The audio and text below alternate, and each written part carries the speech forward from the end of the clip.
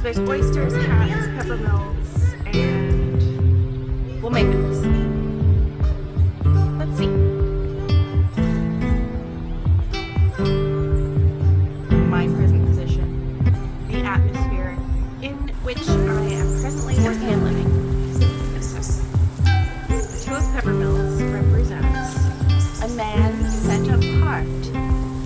Courage to face and contemplate the world, great riches and magnificent stature not appreciated. No, I'm not getting it because it's about the environment, atmosphere.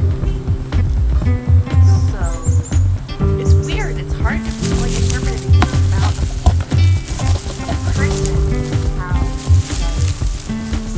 one translates great riches and magnificent stature not appreciated. And say I'm not appreciating my environment. Okay. So next we have Night of Flamingos.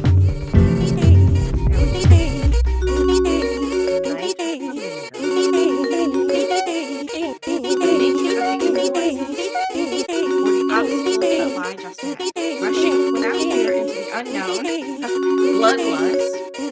This card magnifies other cards dealing with death. Okay. With cards of wisdom indicates foolishness, war, opposition, heroism. That's what's coming. We have upside down,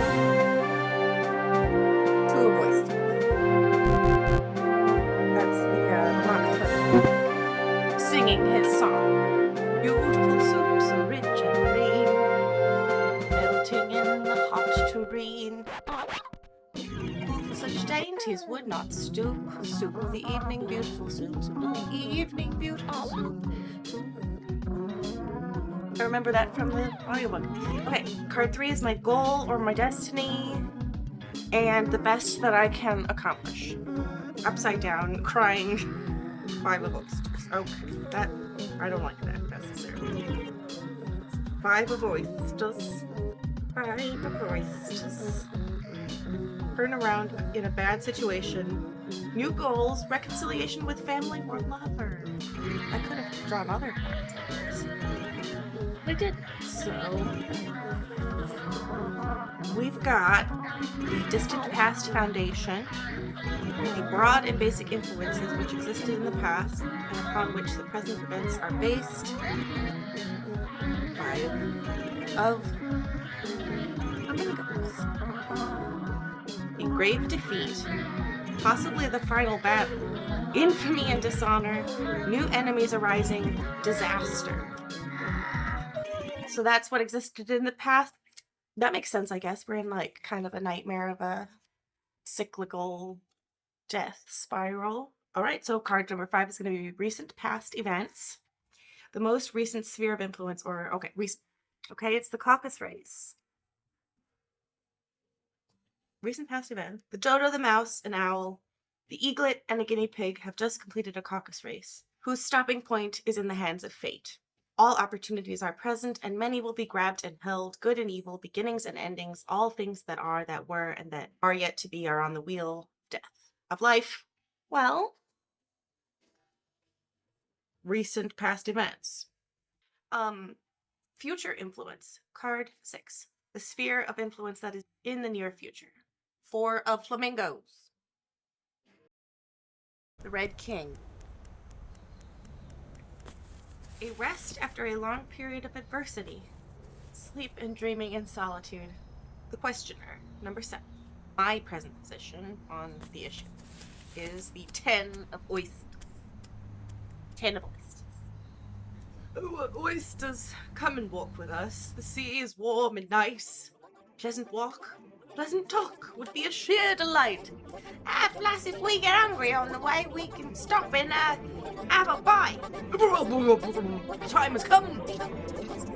Prosperity, riches, and security, safety, and a long family history, inheritance. That's my position. Okay. The nature of the influences or the obstacles that lie just ahead is the next one. Upside down page of peppermills. It's the frog footman. Outside of the Duchess's abode, I believe. This one again means environmental factors, the questioner's influence on other people and their influence on the questioner, and that is the upside down page of PRONOUNS. Cruel and malicious stories, the bounder, inability to make decisions, harbinger of bad news, harbinger of bad news, the world is over. There are so many cruel and malicious stories. I don't know what a bounder is. 9 is inner emotions. And it's the white knight who like walks her to a fence. I think that's the only thing I remember. He like accompanies her to a fence on her chess journey. And that means my inner emotions. Upside down, Knight of Hearts. Artifice, fraud, the bearing of false news. That's my inner emotions. And desire. My hopes are the bearing of false news. Artifice, fraud. Maybe I'm talking about dreams that are not my real dreams. Well, let's see the final results. That's the next card. Okay. Page of Oysters. Page of Oysters. And that is the culmination of results of the influence of academic tradition, plodding scholar, a love of the new, stable and loyal within boundaries, do-gooder. Like, I guess maybe I want to go to grad school. During the process of looking at the cards and their meanings, I switched the question to be more about how am I going to make the most of my studio, which is also the same question. It's also, what is this next project going to be? But maybe that's the artifice. That's me saying it's got to be a project, when really it's just going to be entering a community, being in a space. They did say solitude. The cards said solitude, happiness. I don't know. I feel very positive about this. But I didn't answer the question I started with though, so that's probably cheating. Anyway, thanks for coming along that journey with me, and